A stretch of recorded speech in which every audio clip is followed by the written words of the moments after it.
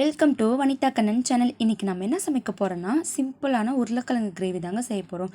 அதுக்கு தேவையான பொருட்கள் என்னென்னு பார்க்கலாம். நீட்ட வாக்கில் கட் பண்ண பெரிய வெங்காயம், இஞ்சி பூண்டு பேஸ்ட்டு, தக்காளி, கருவேப்பிலை, கொத்தமல்லி இலை, அரை ஸ்பூன் மிளகாய்த்தூள், 1 ஸ்பூன் கறி மசாலா தூள், 1.5 ஸ்பூன் கொத்தமல்லி தூள், அரை ஸ்பூன் மட்டன் மசாலா.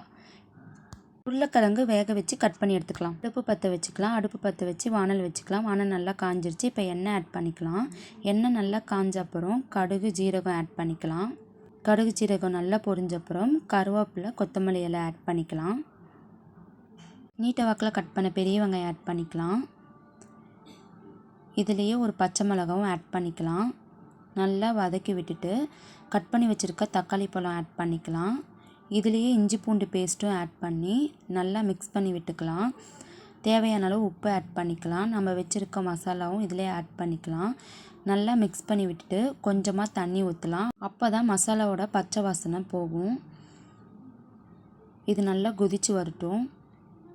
இப்போ பாருங்கள், நல்லா கொதிச்சிடுச்சு. இந்த டைமில் வந்துட்டு வேக வச்ச உருளைக்கிழங்கு ஆட் பண்ணிக்கலாம்.